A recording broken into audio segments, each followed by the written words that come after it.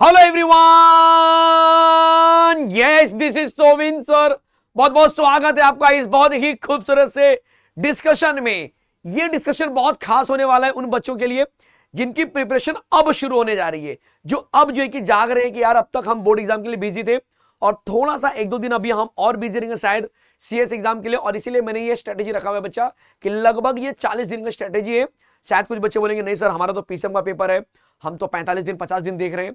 लेकिन आपका जो सीएस का पेपर है, बाइफोकल का पेपर है, आईसीटी का पेपर है, उन सबको ध्यान में रखते हुए मैंने एक अंदाजा लगाया कि यार लगभग 40 दिन हमारे पास हाथ में मिल रहे हैं। तो भाई मार्च में अगर मैं आज ये वीडियो बना रहा हूं और आप मुझे देख पा रहे हो तो लगभग 28 दिन का जो है कि दिन बच रहा है मार्च के अंदर। और अप्रैल में भी अब मैं कहूंगा कि यार कम से कम 10-12 दिन आपके हाथ में रहेंगे। तो टोटल जो है कि 28 और 12 का देखेंगे तो लगभग 40 दिन के आसपास आपको मिल रहे हैं। तो हम यही डिस्कशन करने वाले हैं कि यार ये 40 दिन में ऐसा क्या रामबाण इलाज किया जाए कि भाई हम अच्छे अच्छे परसेंटाइल लेकर पास हो जाएं, अच्छा कॉलेज मिल जाए, अच्छा प्लेसमेंट हमें मिल जाए। लेकिन ये पॉसिबल है एक पर्टिकुलर स्ट्रैटेजी को फॉलो करके। वो स्ट्रैटेजी क्या है, वो तरीका क्या है, वो यहां पर इस वीडियो में मैं डिस्कस करने वाला हूं। सबसे पहले मैं आपको बता दूं कि यार एग्जैक्टली दिन कितने बचे हैं। तो चलिए देखते हैं कि दिन कितने बचे हैं। तो अगर यहां पर देखेंगे तो यार मार्च में जैसे मैंने बोला कि आप ये लेक्चर देख रहे हो तो आपको पता है कि जब भी आप लेक्चर देख रहे हो तो इस समय आपके पास लगभग 28 दिन जो है कि बच्चा आपके हाथ में है, 28 डेज आपके हाथ में है। और अप्रैल में भी मैं 12 दिन ले रहा हूं, लेकिन 12 दिन नहीं बल्कि एक हफ्ता मैंने बफर रखा हुआ है जहां पर आप टेस्ट देंगे और अपने आप को बोलते ना कि जो आपकी कमियां उसको पूरा करेंगे, क्योंकि आपका एग्जाम 19 तारीख के बाद ही स्टार्ट होगा। पीसीएम के मैं बात कर रहा हूं मेजरली जो यहाँ पर स्टूडेंट्स है, तो पीसीएम के जो बच्चे हैं उनका जो एग्जाम होगा बच्चा वो 19 अप्रैल से स्टार्ट होगा। बट मैं चाहता हूं कि एक हफ्ता आप पूरा रिवीजन या जो आप मॉक टेस्ट दे रहे हो फिजिक्स केमिस्ट्री मैथ्स के साथ में वो सारी चीजें करेंगे, पढ़ने की बात करेंगे, कंटेंट की बात करेंगे, एमसीक्यू सॉल्विंग की बात करेंगे। ये सब चीजें आपको बच्चा अप्रैल के 12 दिन में करना है और मार्च के 28 दिन को यूज करना है। तो टोटल जो है कि लगभग आपको 40 दिन का समय मिल रहा है और इस 40 दिन में क्या करना है बच्चा, आपको स्टार्ट करना है। तो बट सबसे बड़ा डाउट है कि सर मैंने अभी तक तो कुछ शुरू भी नहीं किया है। बहुत सारे बच्चे जिन्होंने शुरू ही नहीं किया अभी तक वो इस जोन में है कि यार बोर्ड एग्जाम तो खत्म हो गई है और सीटी कोई पूछता नहीं है। घर में कौन पूछ रहा है कि तुम क्या कर रहे हो, बोर्ड एग्जाम खत्म हो गई, घर वालों को इतना ही पता है। तो सीटी का उतना जो है कि प्रेशर नहीं है घर वालों की तरफ से जितना प्रेशर बोर्ड के लिए था। सोसाइटी का प्रेशर, घर वालों का प्रेशर, वो प्रेशर सीटी में पता नहीं क्यों नहीं आ रहा है। ठीक है, उसके कई रीजन हो सकते हैं। पहला कि सीटी में पास फेल नहीं होता है कि ये बच्चा पास हो गया ये फेल हो गया। सीटी में एक परसेंटाइल होता है जो हमें पता है कि कम है या ज्यादा है, इस पे सिलेक्शन होगा कि नहीं होगा, अच्छे कॉलेज मिलेंगे या नहीं मिलेंगे। घर पे भी इतना ज्यादा लोग पूछते नहीं होंगे। बहुत सारे महाराष्ट्र के कोने कोने साइड में जहां पर पेरेंट्स इतने एजुकेटेड नहीं है, वहां पर ये होता है कि भाई ठीक है हमारा बच्चा हमारी बच्ची 12वीं पढ़ रही है, 12वीं का एग्जाम दे दी, अभी उसको जो करना है कर रही है। अब वो क्या कर रही है, कैसे कर रही है, वो आप एज ए स्टूडेंट आपको पता है कि मुझे क्या करना चाहिए। और ये वीडियो उन्हीं बच्चों के लिए है जो एक्चुअल में कर तो सकते हैं लेकिन थोड़े से गुमराह हो चुके हैं, थोड़े से भटक चुके हैं। उनको लग रहा है कि यार नहीं चलो एक दो दिन के बाद शुरू करता हूं, चलो एक दो दिन के बाद शुरू करता हूं। उन्हीं बच्चों को रास्ते पे लाने के लिए वीडियो बना रहा हूं मैं, जहां पे 40 दिन में अगर आप सही तरीके से स्ट्रैटेजी को फॉलो कर लेंगे तो गारंटी है कि आप बहुत अच्छे परसेंटाइल से एमएससी सीटी को फोड़ सकते हैं। तो आपने देख लिया कि यार 40 दिन कैसे आपके हाथ में, इसके बाद भी आपके पास एक हफ्ता आपके हाथ में रहेगा जहां पर आप अपनी प्रैक्टिस को और बूस्ट कर सकते हैं, अपना रिवीजन कर सकते हैं। सबसे पहले जिन्होंने शुरुआत नहीं की है उनका माइंडसेट क्या होना चाहिए, उनका माइंडसेट ये होना चाहिए कि मुझे अपना पढ़ाई स्टार्ट करना है, let me start the syllabus. उनका माइंडसेट क्या होना चाहिए बच्चा, माइंडसेट होना चाहिए आपका कि आपको एमएसटी सीटी क्लियर करना है। आपको एमएसटी सीटी के लिए अपने माइंड को बिल्ड करना पड़ेगा। Build your mindset for MST सीटी। अभी तक ऐसा हुआ है कि एमएसटी सीटी के लिए आपने आपको तैयारी नहीं किया है। पहला कंसेप्ट बहुत ध्यान से सुनना, जब तक आप अपने आप को ये नहीं बताओगे कि मुझे एमएसटी सीटी भी देना है, तब तक वो सिंसियरिटी, वो बोलते नहीं कि जो पैशन होता है टुवर्ड्स एनी किसी भी चीज के लिए जो पैशन होता है वो नजर नहीं आएगा। तो पहले आप अपने माइंड को समझाओ कि मुझे एमएससी सीटी देना है मेरे भाई, एमएससी सीटी मेरा गोल है, मेरा सपना है, मैं इसको देकर अच्छे परसेंटाइल लाऊंगा। तो एमएससी सीटी देना है, ये चीज अपने माइंड को पहले समझाओ। तो बिल्ड योर माइंड सेट इन सच वे कि वो एमएससी सीटी के लिए तैयार रहे। पहला कॉन्सेप्ट एमएससी सीटी देना, ये बात अगर एक बार माइंड में सेट हो गई, क्लियर हो गई, आप उसके लिए तैयार हो, उसके बाद बच्चा यहां वहां देखना नहीं है क्या करना है क्या नहीं करना, सीधा स्टार्ट योर प्रिपरेशन, अपनी पढ़ाई शुरू कर दो। बट सर कैसे करें ये दिक्कत आ रही है। तो ये कैसे पढ़ाई शुरू करें इसके ऊपर मैंने कुछ पॉइंटर्स आगे रखे हुए हैं। पढ़ाई कैसे शुरू करें इसके अंदर कुछ पॉइंटर्स आएंगे जो मैं आगे डिस्कस करूंगा, नो डाउट। ठीक है, कुछ मेजर पॉइंटर्स हम यहाँ पे डिस्कस करने वाले कि यार पढ़ाई कैसे शुरू करें। पढ़ाई तो सर आपने बोल दिया शुरू करना है, बट कैसे करें। तो अब आपको क्या करना है, आपको बच्चा इजीएस्ट चैप्टर से शुरुआत करनी है। आपको जो शुरुआत करनी है ना, वो शुरुआत करनी है एकदम इजीएस्ट चैप्टर से। नो डाउट आपका फिजिक्स केमिस्ट्री मैथ्स है, तीनों सब्जेक्ट के अंदर आप कॉम्बिनेशन पकड़ लो। कौन से इजी सब्जेक्ट भी आपको लग रहे हैं फिलहाल, क्योंकि आपने बिल्कुल पढ़ाई नहीं की है, आपको बोर्ड के बाद बिल्कुल बुक उठाने का मन नहीं कर रहा है, तो आप ये देखो कि फिजिक्स केमिस्ट्री मैथ्स में कौन है जिसको मुझे लग रहा है कि हाँ ये करके मैं थोड़ा स्टार्ट कर सकता हूं, तो उस सब्जेक्ट को पकड़ो और उसमें जो सबसे इजीएस्ट चैप्टर है वहां से आप शुरू करो, वहां से आप शुरू करो, ठीक है। उसके बाद जो रिसेंट पीवाईक्यूज है बच्चा, उनके ऊपर आपको ज्यादा फोकस करना पड़ेगा, और यही दोनों पॉइंट जो कि मैंने आगे भी रखा हुआ है। तो अगर आप देखेंगे तो ये plan your study with easiest chapter and interesting subject physics chemistry maths में जो आपको इजी लग रहा है, जो आपको लग रहा है कि यार ये स्कोरिंग हो सकता है या इसमें मैं अच्छा कर सकता हूं, वहां से शुरुआत करो बच्चा, ठीक है। अब ये चीज हमेशा ध्यान देना कि जब मैं इजीएस्ट चैप्टर बोल रहा हूं तो यहां पर मार्क्स के पीछे मत जाओ, ये चैप्टर बहुत ज्यादा मार्क्स का है। सीटी में कोई भी चैप्टर 2 से 3 मार्क का ही हाईएस्ट होगा, ठीक है, या तो 1 मार्क का होगा या तो हाईएस्ट 3 मार्क का होगा, इससे ज्यादा कोई वेटेज वाला चैप्टर नहीं होता है। 50 मार्क के क्वेश्चन आते हैं, हाईएस्ट वेटेज 3 मार्क का होगा और लोवेस्ट 1 मार्क का होगा। तो अगर आपको कोई 1 मार्क वाला भी चैप्टर पसंद आ रहा है तो आप पढ़ना शुरू करो, ठीक है, कोई दिक्कत नहीं है। 1 मार्क का क्वेश्चन है, उसको कंटेंट को पहले एक बार गो थ्रू करो, फिर उसके बाद उसके रिसेंट पीवाईक्यूज करना बहुत ज्यादा जरूरी है।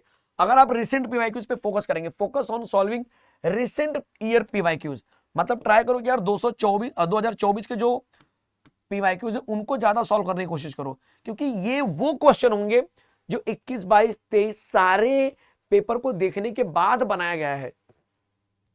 एग्जामिनर जब कोई पेपर बनाता है तो वो कहीं ना कहीं माइंड में उसके पहले के क्या क्या क्वेश्चन पूछे गए थे उनको जरूर थोड़ा बहुत ध्यान में रखता है, तो उनको ऑब्जर्व करने के बाद ये पेपर बनाया गया है।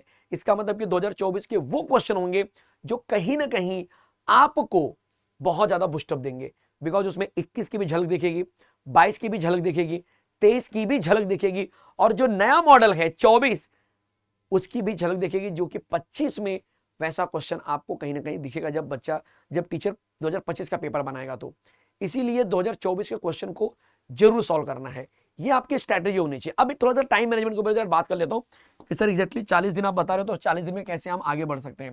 देखिए, अगर मैं टाइम मैनेजमेंट की बात करूं, अब ये तो हो गया कि भाई आप स्टार्ट करने वाले हो, बट सर टाइम कैसे मैनेज होगा, टाइम ही तो मैनेज नहीं हो रहा है। तो मैं आपको बोल रहा हूं बच्चा कि आप ना इस तरह से प्लान करो कि आपका जो समझो कि मैं ये मान के चलता हूं कि अगर आपने सब्जेक्ट देख लिया केमिस्ट्री,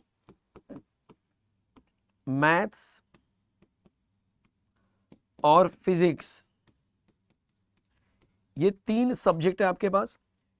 केमिस्ट्री में टोटल है 26 चैप्टर, मैथ्स में शायद से 25 चैप्टर है, और फिजिक्स में 26 चैप्टर है। अब आपको क्या करना है बच्चा, पहला काम ये है कि इसमें से आपको फिल्टर करके लेना है, फिल्टर करके लेना है कि यार 26 के 26 में कर सकता हूं क्या, 26 के 25 कर सकता हूं क्या, 26 का 20 कर सकता हूं क्या। क्लास 12th में ज्यादा फोकस करो। तो यहां पर बच्चा क्लास 12 के जो मैक्सिमम पोर्शन है उनको पहले लूप में रखो, रेडार में रखो, ठीक है। आपको लग रहा है सर क्लास 11th में करना चाहता हूं, क्लास 11 से शुरू करो, कोई दिक्कत नहीं है, ठीक है। इंटरेस्टिंग पार्ट है कि आपको इंटरेस्ट आना चाहिए पहले। तो क्लास 12 क्लास 11 का जो भी पोर्शन है उसमें कुछ कंटेंट जो आपको इजी लग रहे हैं वहां से शुरुआत करो, और टारगेट करो कि एक लिस्ट बना लो कि मुझे पहले इन चैप्टर पे फोकस करना है। 26 में से कम 20-22 चैप्टर की लिस्ट होनी चाहिए आपके पास, कि 4-5 चैप्टर ऐसे हैं जो मैं नहीं कर पाता हूँ, इनको अभी लेके फंसूंगा नहीं मैं, बाकी जो 20-21 चैप्टर उनको पहले मैं करके रखता हूँ। तो यहाँ पे लिस्ट बना लो कि कम से कम 20 से 22 चैप्टर आप यहाँ पे करने वाले हो, ठीक है। वैसे ही मैथ्स में भी लिस्ट बनाओ, वैसे ही फिजिक्स में भी लिस्ट बनाओ, कितने चैप्टर करने वाले हो। सर जरूरी है क्या 20-22 तक पहुंचना, नहीं, 10-15 भी हो सकते हैं, 10-15 भी हो सकते हैं। पहले वो लिस्ट बनाओ, क्योंकि यहां पर इंपॉर्टेंट पार्ट क्या है कि पहले मुझे वो चीजें को खत्म करना है जो आप जिसमें आपको इंटरेस्ट है। तो वो 40 दिन नहीं, आपको 20 दिन के 25 दिन के अंदर ही खत्म हो जाएगी। फिर बचे हुए जो चैप्टर्स रहेंगे उनके ऊपर आप काम कर सकते हो। तो अगर आपको लग रहा है कि जैसे एग्जांपल के लिए केमिस्ट्री में अगर आपको लग रहा है कि सर पॉलीमर बहुत ईजी चैप्टर है, तो पॉलीमर तो सर मैं 2 घंटे में खत्म कर लूंगा, कंटेंट देखा मैंने, 2024 के पीवाईक्यूज किया, बस कंसेप्ट मेरा क्लियर हो चुका है, फिर मैंने बायोमोलिक्यूल खत्म कर दिया, ग्रीन केमिस्ट्री खत्म कर दिया, तो आपको खुद ही कॉन्फिडेंस आ गया कि यार 12th के बड़े फटाफट खत्म हो रहे हैं। आपको लग रहा है सर इलेक्ट्रोकेमिस्ट्री बहुत डेंजर है, फिलहाल उसको होल्ड पे रखो, चलेगा, कोई दिक्कत नहीं है। तो ऐसे 1-2 चैप्टर होल्ड पे डाल दिया आपने, फिर ऐसे आप मैथ्स का लेकर आ जाओ। आपको लग रहा है कि यार मेरे 8-10 चैप्टर 15 चैप्टर बड़े अच्छे से हो रहे हैं, जो हो रहे हैं उसको रखो। फिजिक्स का लेकर आ जाओ, वहां पे लग रहा है यार 10 चैप्टर 15 चैप्टर मेरे अच्छे से हो रहे हैं, उसको आप करो। जो होल्ड पे डालने जैसा चैप्टर उसको होल्ड पे डालो, जो चैप्टर होते जा रहे हैं उनका 2024 का क्वेश्चन आप सॉल्व करते जाओ, आपको एक कॉन्फिडेंस नजर आएगा कि यार एकदम कॉन्फिडेंट नजर आ रहा है मुझे, एकदम चीजें समझ में आ रही है कैसे करना है, और कम समय में ज्यादा कंटेंट करना है। मतलब आपको एक दिन में कम से कम तीनों चैप्टर को लेके चलना होगा, फिजिक्स का एक चैप्टर, केमिस्ट्री का एक चैप्टर, मैथ्स का एक चैप्टर। आप ये टाइम मैनेजमेंट में रखेंगे। अगर आप मॉर्निंग बच्चा, कम से कम ये समझ लो कि अगर आप मॉर्निंग में, मैं आपको बोल रहा हूँ कि अगर आप मॉर्निंग में 6 बजे उठ जाते हो या 7 साढ़े 7 बजे पकड़ो, चलो ठीक है, 6 बजे पकड़ लो, आप बिल्कुल 6 बजे उठ सकते हैं, क्योंकि अभी आपको कुछ है नहीं, कॉलेज भी नहीं है, कुछ भी नहीं है, तो समझो कि 6 से आप 9 बजे तक मैथ्स कर लो, ठीक है। ये टाइम रखो कि यार मुझे 6 से 9 मैथ्स करना है, ये टाइम ही रख लो। 3 घंटे में सर एक चैप्टर आराम से होगा, एकदम आराम से होगा। 2024 के पीवाईक्यूज करने हैं जिसके अंदर आपको कंटेंट समझ के उसके सॉल्व करना है, तो 3 से 4 घंटा ले लो, डिपेंड्स, आज लिया कुछ सॉल्व हुआ, कल भी ले लो थोड़ा सा। फिर उसके बाद 10-11 बजे से बैठो, समझो 10:30 से बैठ रहे हो, 12 साढ़े 12 बजे तक बैठ रहे हो PM, और इसमें आप केमिस्ट्री कर सकते हैं कि यार मुझे केमिस्ट्री करनी है, ठीक है, केमिस्ट्री करो। 2 घंटे में एक चैप्टर एकदम आराम से होता है, एकदम आराम से होता है। कोई भी छोटा चैप्टर बड़ा चैप्टर, क्लास 12 करेंगे तो शायद ज्यादा लगेगा, 11 का तो 2 घंटे में एकदम आराम से होगा। अगर आपको लग रहा है कि सर मैं क्लास 12 का कर रहा हूँ, टाइमिंग बढ़ा दो, 2 बजे तक कर दो, 2:30 बजे तक कर दो, ठीक है। फिर थोड़ा सा आराम करो, 12:30 या 1:30 बजे तक पकड़ लो, ठीक है। आपको लग रहा है कि सर यहाँ पे 1:30 होना चाहिए तो 1:30 बजे कर लो, आपके मन की मर्जी। थोड़ा सा खाना पीना खा के रिलैक्स करके आप जो कि पढ़ने बैठ जाओ, मेरे बोलने का मतलब ये है, ठीक है। 3 घंटा बहुत होता है, 3 घंटे में आप आराम से क्लास 12 का कोई एक अच्छा चैप्टर खत्म कर सकते हो। कंटेंट को बस गो थ्रू करना है, और उसके बाद जो कि आपको MCQ करनी है। बाद में बच्चा आप जो कि थोड़ा सा रिलैक्स करके 1:30 से लेके लगभग 3-4 बजे तक थोड़ा रिलैक्स कर लिया, आपको लग रहा है कि सर थक गया हूँ, ठीक है, या आपको ऐसा लग रहा है कि सर थोड़ा सा यहाँ पर थोड़ा सा रिलैक्सेशन, आप 1:30 बजे से लेके 3 साढ़े 3 बजे तक आप ऐसे रिलैक्स कर लो, ठीक है। ऐसे कुछ आपने रिलैक्स कर लिया, 2 घंटा आराम कर लिया, थोड़ा सा माइंड को फ्रेश कर लिया। यहाँ पे आपने क्या किया बच्चा, ब्रेक ले लिया। फिर उसके बाद आधा घंटा आपको बचा, आधा घंटे में थोड़ा सा रिवीजन कर लो जो आपको कंटेंट पढ़ना होगा। और फिर उसके बाद बच्चा आपके पास रात का टाइम है, समझो रात का टाइम है आपके पास 10 बजे आप फ्री हो रहे हो, तो 10 से लेके 12 साढ़े 12 बजे तक, कम से कम 12 साढ़े 12 बजे तक, या 2 घंटा भी लिया तो इसमें बच्चा आप फिजिक्स कर लो, ठीक है। चैप्टर सेलेक्टेड रखो, बहुत सारा चैप्टर करने की जरूरत नहीं है, लिमिटेड चैप्टर रखो पहले। ये एक पैटर्न फॉलो करो जहां पर आप मैक्सिमम 2 सब्जेक्ट ऐसे रखो जहां पर एकदम कमांड बहुत स्ट्रांग होना चाहिए। मैं यहाँ पे ये नहीं बोलूंगा कि यही सब्जेक्ट रखो, हर बच्चे का अलग अलग चॉइस होता है। किसी का केमिस्ट्री स्ट्रांग होता है तो किसी का मैथ्स स्ट्रांग होता है, किसी का मैथ्स और फिजिक्स स्ट्रांग होता है, किसी का फिजिक्स केमिस्ट्री स्ट्रांग है, मैथ्स में थोड़ा डामाडोल होता है। बट मैथ्स को तो हमेशा लूप में रखो, क्योंकि ज्यादा वेटेज का चैप्टर होता है, ज्यादा वेटेज का मार्क्स होता है इसके अंदर, ठीक है। ज्यादा वेटेज के इसके अंदर कहीं ना कहीं पूछे जाते हैं मैथ्स के, 100 मार्क का पेपर होता है। तो बच्चा इस तरह से अपना एक लूप बना लो कि मुझे 2 चैप्टर कौन से स्ट्रांग बनाने हैं, और उसके ऊपर पूरी जान लगा दो। और जो तीसरा सब्जेक्ट है उसका कुछ सिलेक्टेड चैप्टर करेंगे तो भी चलेगा, ये प्लान फॉलो कर लो। अब डाउट है कि सर ये बचे हुए टाइम में मैं क्या करूंगा, मतलब कि 3:30 बजे के बाद मैं फ्री हो गया, तो 4 बजे से लेकर 10 बजे तक मैं क्या करूं, मेरा तो टाइम पास हो जाएगा। उसमें भी कुछ कर सकते हैं क्या, बिल्कुल कर सकते हैं।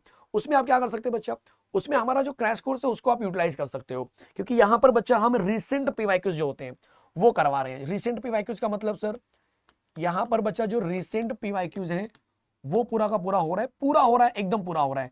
2024 के पूरे पीवाईक्यूज करवा रहे हैं, विद कंटेंट करवा रहे हैं सर, यस विद कंटेंट करवा रहे हैं।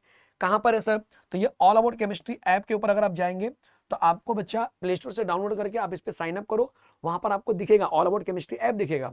साइन अप करने के बाद आप ऑल कोर्सेज में जाओ, आपको ये क्रैश कोर्स प्रो प्लस दिखेगा, जिसके अंदर बच्चा हमने पूरा कंटेंट स्टार्ट किया हुआ है केमिस्ट्री का। वैसे ही आपको पीजेमैन ऐप के ऊपर फिजिक्स मिल जाएगा, और दिनेश सर ऐप के ऊपर आपको मैथ्स मिल जाएगा। जो केमिस्ट्री है उसका एक्चुअल प्राइस है 1099, बट फिलहाल 100 रुपीज का ऑफ मिला हुआ है। इस ऑफ का फायदा लीजिए और आप 999 में इस बैच के अंदर जुड़ सकते हैं। खास बात क्या है सर इस बैच में, इस बैच में खास बात यह है कि कंटेंट हो रहा है केमिस्ट्री का, प्लस 2024 के पूरे पीवाईक्यूज हो रहे हैं। तो मैंने क्या बोला कि 2024 के पीवाईक्यूज अगर मैं क्लास में करवा रहा हूं तो सर मैं फिर क्या करूंगा, तो आप बच्चा उसी कंटेंट का यूज करके आप 2023 के कर सकते हो, जहां पर एक ईयर का पेपर सॉल्व करने की मैं बात कर रहा था, अब 2 ईयर के आप सॉल्व कर रहे हो, तो जो सिलेक्शन की पॉसिबिलिटी वो आपका क्या हो गया, बढ़ गया। तो ये सबसे इंपॉर्टेंट चीज होती है कि टीचर का एफर्ट और बच्चे का एफर्ट जब ये दोनों ज्वाइंट होगा ना मेरे भाई, सिलेक्शन निकलेगा सीधा, डायरेक्ट सिलेक्शन निकलने वाला है। इस चीज को समझो आप। अगर सिर्फ टीचर लेक्चर ले रहा है और आप मेहनत नहीं करेंगे तो आप फंस जाएंगे, इस बात का ध्यान देना। तो यहां पर आपका भी एफर्ट चाहिए, और इसीलिए हमने आपके लिए बहुत प्रिसाइज तरीके से, एकदम बहुत ही सिस्टमेटिक तरीके से, कंसेप्चुअल एकदम डिजाइन किया है आपके लिए ये क्रैश कोर्स, जहां पर बहुत ही मिनिमम सी फीस में आपको हाई क्वालिटी का कंटेंट मिलने वाला है। तो बिल्कुल देर नहीं करना है। अगर आपको लग रहा है कि यार मुझे सिटी में बोलते हैं कि चीजों को सिस्टमेटिक तरीके से लेके जाना है, इस 40 दिन में मुझे अपने आप को फोड़ना है, तो भाई ये कोर्स आपके लिए वर्थ होने वाला है, एकदम जबरदस्त होने वाला है।